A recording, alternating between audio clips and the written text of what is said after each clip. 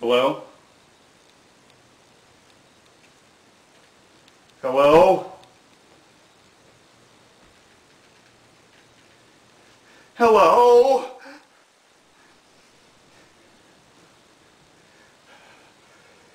It's dead! No!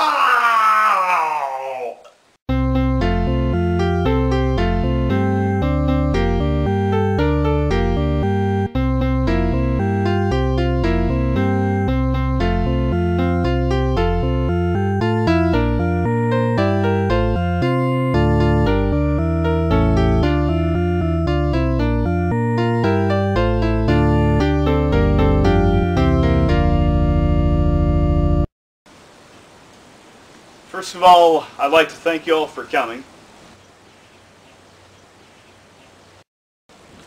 Secondly, I'd like to list off a group of people that could not be here but would like to send their best to us. Sam Perry noted that he would not be able to make it here today, although he would have liked to. Leah Campbell sends her concern from Texas.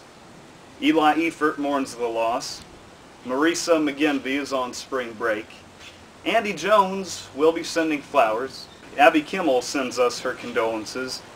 She would be here, but it's a school night. Kevin Nellis sends his deepest condolences. Nathan Christian would be here, but he's in Donaldson. Maria Dooley's in St. Louis, and Devin Smith's thoughts are with us, and he mentioned to say, "May your new beginning bring you hope." And so we will go on. It is about 2 o'clock. We will start with our ceremonies. First of all, I'd like to read off a eulogy of our dearly departed phone. We are gathered here today to remember a dear friend who died an untimely death a few weeks ago, my track phone. We are here to share, as a community, our grief, our sorrow, our anger, and our despair. It was always there. As many of you know, the phone and I had an on-again, off-again relationship. And it was not until the final days of its life that I set up a voicemail. It had a great connection with a lot of people. Getting past the static of our conversations and delving into the texts of our messages. Now, I'm not going to go on and on about, oh, the deceased would have wanted it this way, or she would have said that. It had a shining radiance about it. It wasn't just any other phone. The fact of the matter is, it has been silenced for the last time. The shining radiance was a flashlight that came on handy in the darkest of moments. I'll never forget the news I received over this phone, or the good times I had spent with it. I bought it in October of 2006. It was the replacement to my first cell phone that was stolen by a thief in the night, who beat and robbed my roommate, and then followed him up to our dorm and stole the phone. If he's watching this, ha ha ha ha, the joke's on you, it's a track phone. With reverence, I will recall spending countless units on hold just to make an appearance on Jason and Gary's Unreliable Sources on the RTN network. An aid to my poetry, I sent rhymes to many a girl and many a brother over the wavelengths. The cell phone has been everywhere from St. Louis to Florida. With this phone, I reconnected with my cousin Josh after not hearing from him in years. It was on this phone that I first read the news of the death of a friend of mine who I absolutely admired. It was as I was leaving the dentist office at 3:51 p.m. on October 30th, 2007, Wes White sent me a text that informed me that Adam Hartsock had died. The message hit hard, and although I hadn't seen Adam in years, anyway, after that news, I've never been the same person that I used to be. About a month later, I sent a text to Carrie O'Leary, and she had gotten a new phone and had no idea who I was. So after I had her going for a few months, that I was some mystery man, even going so far as to set up a mystery date in DuQuoin. So my phone and I were standing outside of a Don Tequila's, and I was dressed up in a Darth Vader outfit, and so she sees me, and this creeps around, and she sends a text and says, "I'm not playing, take the outfit off, this is scary, and I'll call 911 if I have to."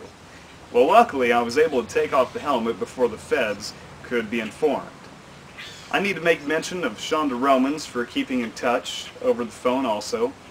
Notes to Kyle and Robbie, and so many good memories. Like uplifting texts from Liz Hobby, which I appreciate dearly. Jordan Moore sent me some inspirational quips also, which are worth mentioning, and I'll share one of those for you on this occasion. Daniel broke the king's decree. Peter stepped from ship to sea. There's hope for Job like a cut-down tree. Surely there's such a hope for me.